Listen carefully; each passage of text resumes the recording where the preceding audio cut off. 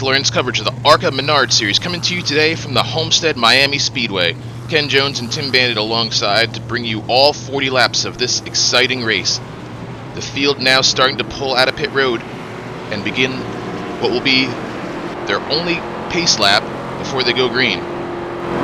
Your pole sitter in the number 11 is Nathan McLaughlin in that silver sponsored Coors Light machine. On the outside of the front row is the number 2. That's driven by Dirk Newber. You see the rest of the starting order go across the top of your screen. Tim, what can these drivers expect to tackle here today at this track? Well, I tell you, Ken, this track here is a lot like the old Atlanta. A lot of turning here. Long, wide turns. So these guys going to be battling a problem where they're going to be getting loose through these corners. You're going to make sure that you're able to put the throttle down. And the loose condition these guys are going to be battling all day. Loose going into the corner and loose coming off is definitely going to be a problem with holding down the throttle. Whoever can hold down the throttle the longest is my guess to win the race. Looking there at the field, navigating his way through turn 3. There's the number 16 car, Kevin Colbert. Green flag is out. We're racing here at Homestead.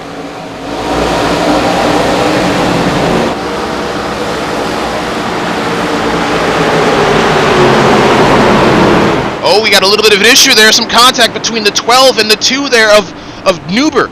Another car going around the 19. Also, that's Eric McMillan involved. The number 1 car also involved there of Gab and Grubb. Many cars getting into a skirmish going into turn 1, but looks like they're able to continue here with minimal damage. There's the 1 car of Grubb. Well, these guys got things kicked off pretty early there that time, but looks like everybody's able to continue with not too much damage, so these guys definitely got a little bit lucky there.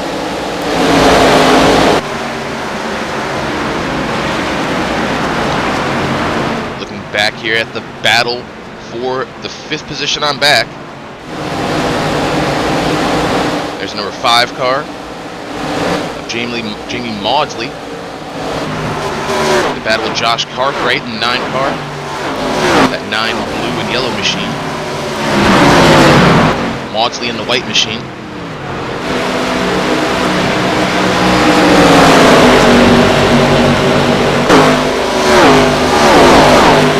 Oh, 1 car going hard into the wall in the back of the pack there. He's going to gather it up, though, and continue. We was talking about people getting loose. It looked like to me that was a situation where he got a little bit loose and tried to overcorrect it. Didn't quite work out for him, though. Still looking at this battle going on between Maudsley and Cartwright. This is the battle for the 6th position.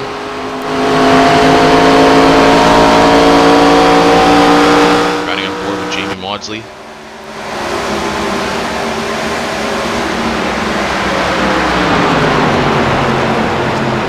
Multiple groups at this track, as you can see, competitors using.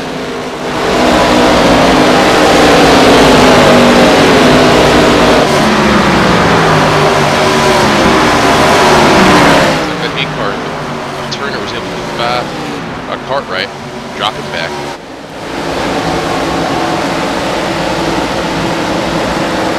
Teams only get 1 set of tires during this event, so they're going to have to make sure their tires last the entirety of the 40 laps.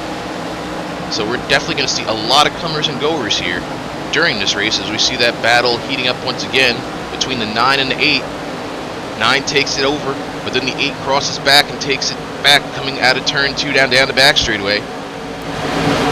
Cartwright now looking possibly to the inside to try to take that position back from Turner in the number 8.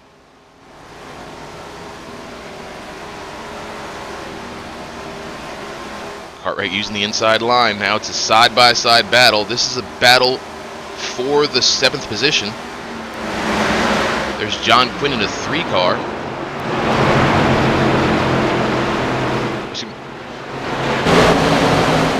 There's a 17 car of Tanner Gaskill. He's having a little bit of problems back in the pack. He's quite a bit off the pace back there. See a good battle here. There's the 15 car. Carl Christensen in a good battle here. Turner. And we got another car going around back there. He's going to save it, though. We talked about these guys getting loose, and there's another example of a car getting real loose off the corner.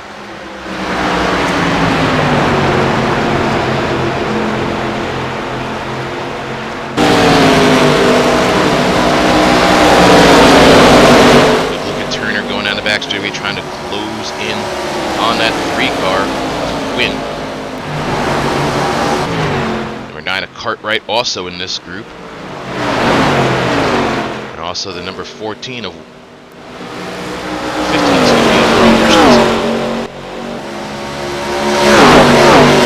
it's a good 5-car battle we have going on. This battle is for 7th on back.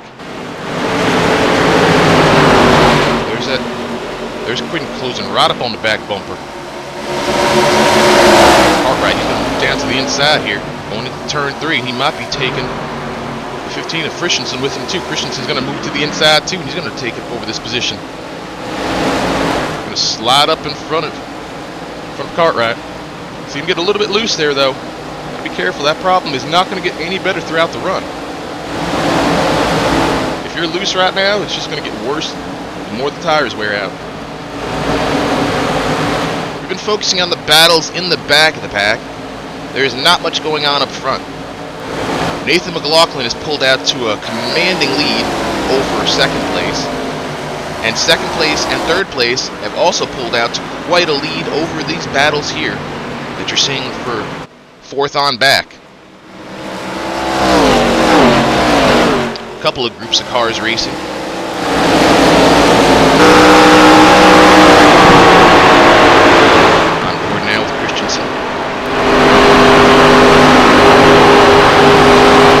Back at Cartwright and Turner. Christensen running in the 8th position.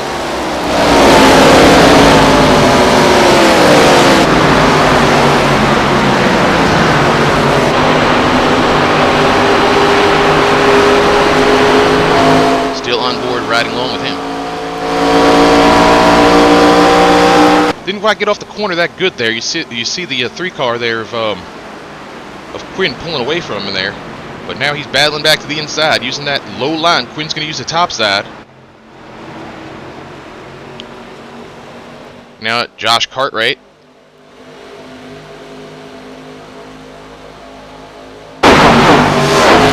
Great battles going on back in the pack here.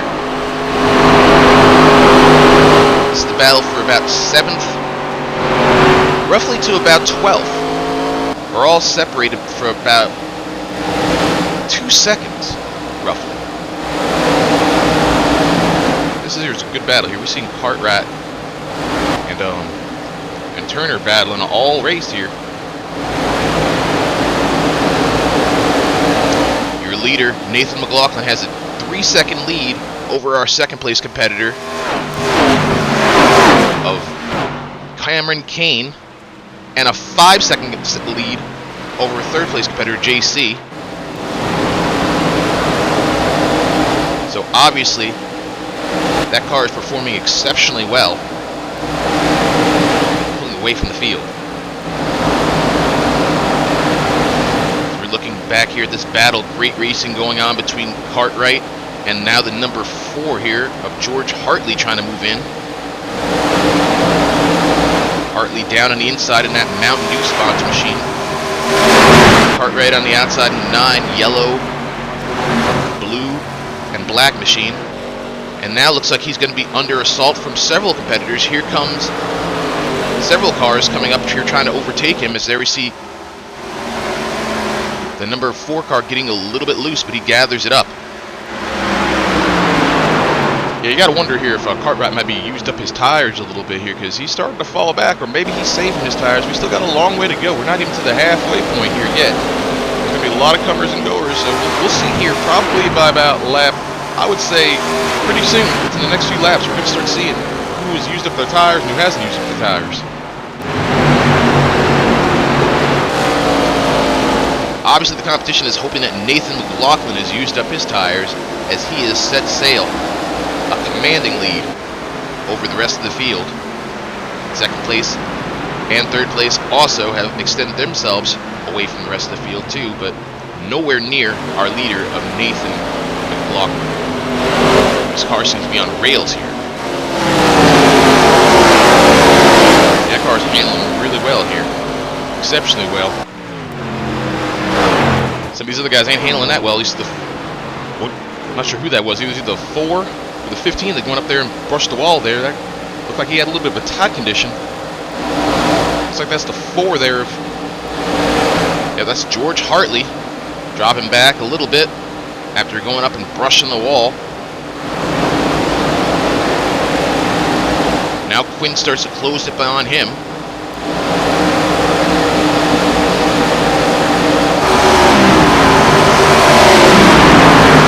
Down the back straightaway they go. Entering turn 3. Good look at that Pabst Blue Ribbon car. As they start to come up on the lapped car. Number 1 of Gary Gab Grubbs involved in that first lap incident. Actually, Grubbs is running on the lead lap, excuse me. Grubbs is in the 8th position.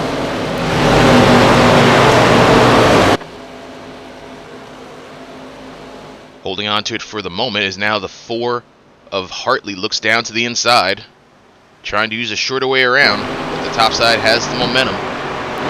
More battles going on in the back of the pack. There's Cartwright getting overtaken by another competitor. That's Al Sahagan. Now he gets loose coming off the corner. Sahagan, that 10 car. And there's your leader. That silver car back there. Coming up on these guys. These guys here about 23 seconds behind the leader. It takes roughly about 33, 34 seconds to complete a lap here.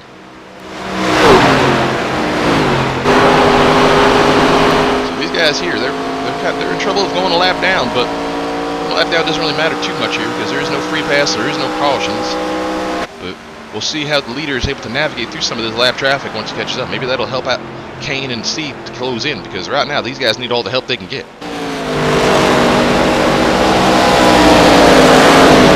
Still looking at the number 4 there, George Hartley. Greg Hartley.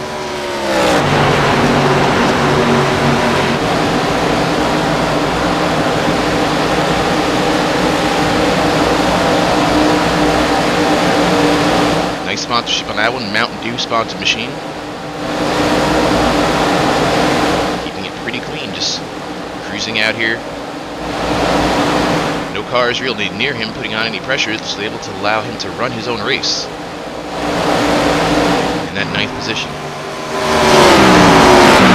Yeah, we was talking about the tires wearing. I think that we're hit the point where some of these guys' tires are starting to wear. Cartwright has dropped all the way back to 13th.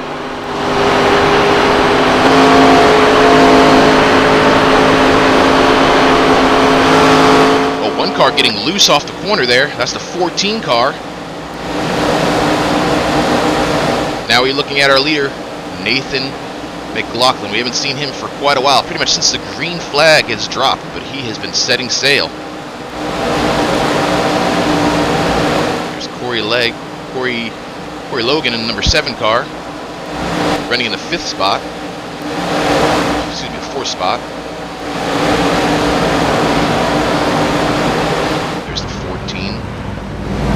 Wesley Woods. Wesley's a little bit off the pace, several laps down. Yeah, Wesley's kind of struggling right here. You see that car getting real loose. He just bounced into the wall right there. That's not going to be good for his handling there. Hopefully he didn't do too much damage, as we're looking here at the leader. Nathan McLaughlin having no problems navigating this track. Running the outside line. Now going down the back straightaway. Coors Light Dodge. Well, I'll tell you, if you want to know why he's got such a leader, let's just look at the lap he's running here. This is the perfect line that you would want to run to get the speed. Carrying a lot of speed running up top, very close to the wall, and that's going to give him all the speed down the straightaway here as he gets ready to enter the turn. And he's going to run it up high again, staying very close to the wall. There you see him right there, very close to the wall. There's nobody else that I've been seeing here that's been able to run that close to the wall without getting into it. Obviously a very well handling race car. Now coming up on the lap traffic, coming up on the number 8 of Jacob Turner, put him a lap down.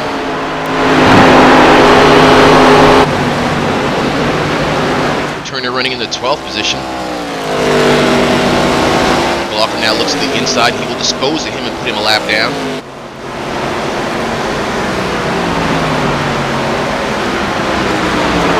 So McLaughlin now starting to extend his lead from that lap car. Well, I'll tell you, looking at the margin right here, it doesn't even look like these guys gained any time on him when he was passing lap traffic, so that's going to be a real problem for these guys. Let's put some racing back here further in the pack here. Gavin Grubb in that number 1 car. Talked about he was off the pace, involved in the first lap incident.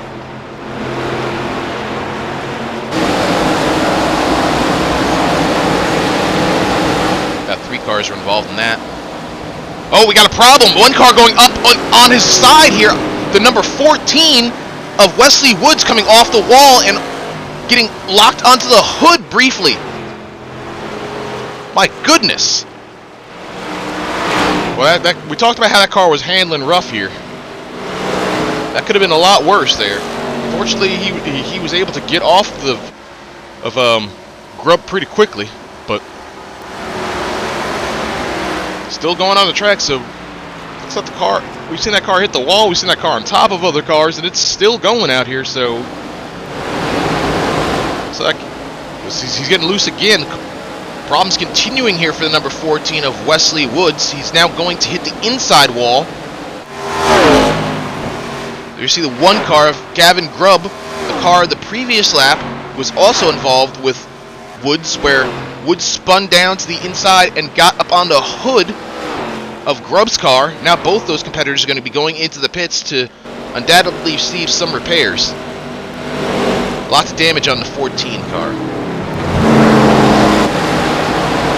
Now here's a look at the number 13. We haven't seen him too much. This is Cameron Kane, our 2nd place competitor.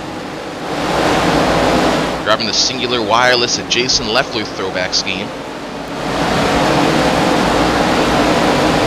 Yeah, there's 3 cars out here that's on rails, but they're a little bit on different rails. You know how they have those tracks where like you have like 1 track, there's like 3 grooves or whatnot. The inside line is the faster way. Then you got the 2nd groove that's going a little bit further around, but they're still fast. And then you got the 3rd groove.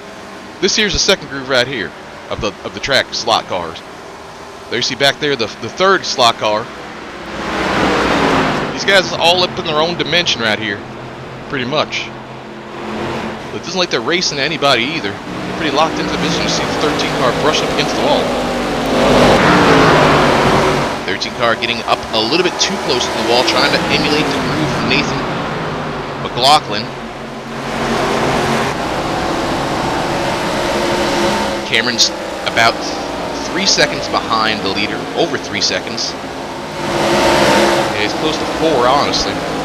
So he comes on that 8 car here. Josh Turner.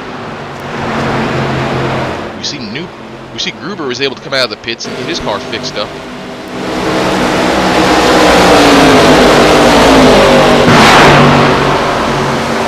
Kane trying to navigate his way through the lap traffic. As there you see JC in the 3rd spot down there in the apron, also trying to navigate his way through the traffic.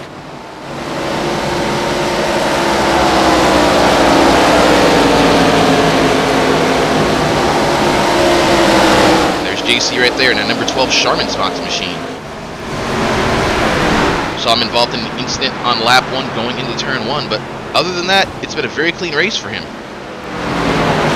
Yeah, after that, he's just kind of like we said, just kind of like set into his own slot spot here, the 3rd place position.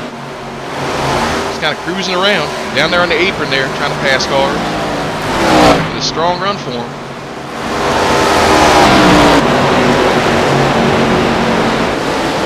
Look at the Sherman car navigating through turn 3 now in the front straightaway. He's using a little bit different of a line than some of the other competitors we've seen use. Yeah, he seems like he's opted for the bottom side. We've seen these other guys. At least we've seen the leader here of McLaughlin. That's obviously the line you want to run. But we've seen some other examples of lines. We saw 13 of Cameron Kane trying to run the outside line, but he wasn't quite having the success. 12th car is trying to use something a little bit different, trying to use the bottom side. But it's worked good enough for third, but I think that's all she's going to be writing for that. Look number once again at the 13 car of Cameron Kane. Starting to close in a little bit on the leader. Now that gap has dropped down to under 3 seconds. I think that the leader's got to be in conserve mode right now. We're under 10 laps to go, so he's pretty much just trying to make sure that he can bring it home. That's what I'm thinking.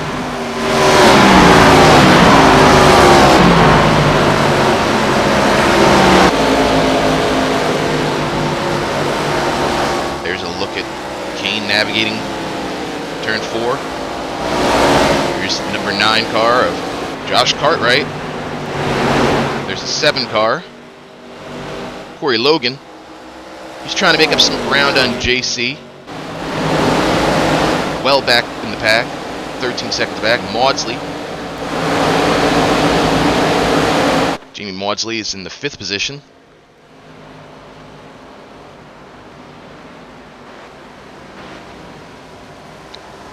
Good look at the singular wireless Dodge navigating through the corners.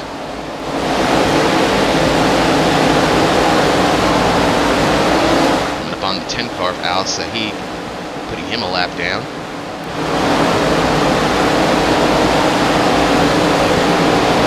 See, he's running right up close to that wall there. Didn't brush it that time there.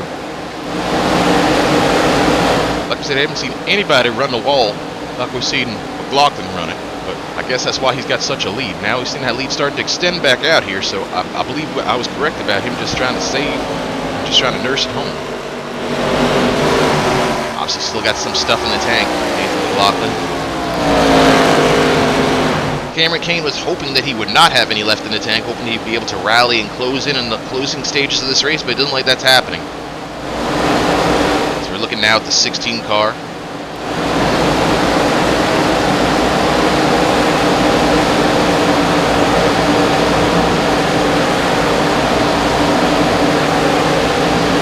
Here's a look at the 7 car. Corey Logan running in the 5th spot.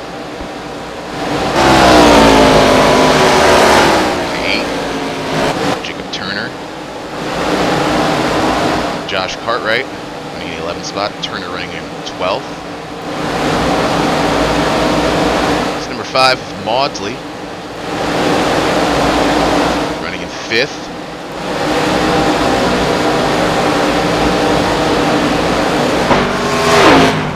We're still looking for the leader, and there I believe he is.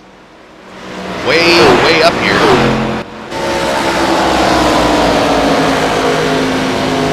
Nathan McLaughlin making it look very easy out here today. Very strong car. You see that? See one car getting up there brushing the wall. That's that perhaps the ribbon car. But obviously this 11 car here, talk about it's just a marvel to watch this car. When you see a car handling this good, there you see second place back there, practically a straightaway behind.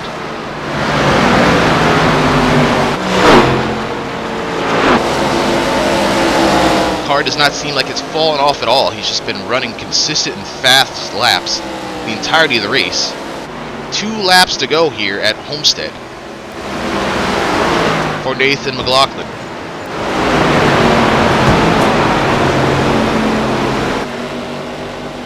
Barring any unseen calamity, it's pretty good to guess that he's probably going to win this race.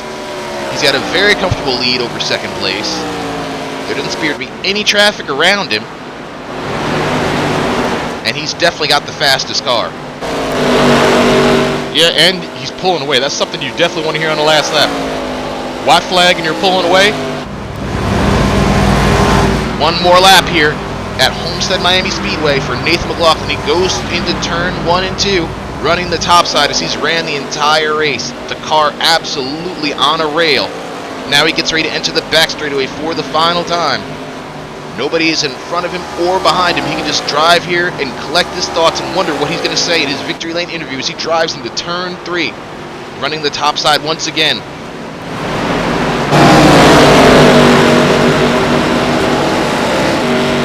He's going to navigate his way down the front straightaway, and there's a checkered flag. Nathan McLaughlin wins here at Homestead Miami Speedway. Cameron Cain's going to come home in the second position, followed by JC in third, Jamie Maudsley in fourth, and Corey Logan's going to come home in the fifth spot. That's your top five. Getting a great look here at the Coors Light Dodge of Nathan McLaughlin. Well, Nathan put a hurting on him out here today. Led every single lap. Started from the pole. You can't say much about that. That's what they call a maximum points day. And he certainly had it out here. Nathan now driving down to the front stretch. And now the victory celebration begins.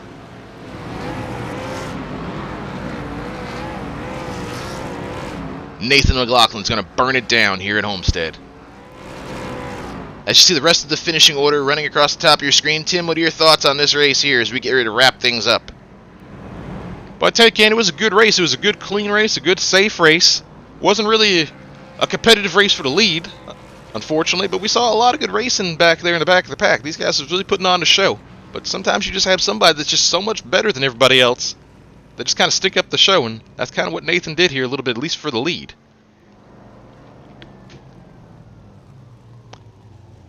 Alright, we're happy you could be here with us for our coverage of racing action from the ARCA Menards Series at the Homestead Miami Speedway. We'll be back next week for more racing action with the ARCA Menards Series, coming to you from the Iowa Speedway, so stay around for that one. Click that subscribe button if you like these videos.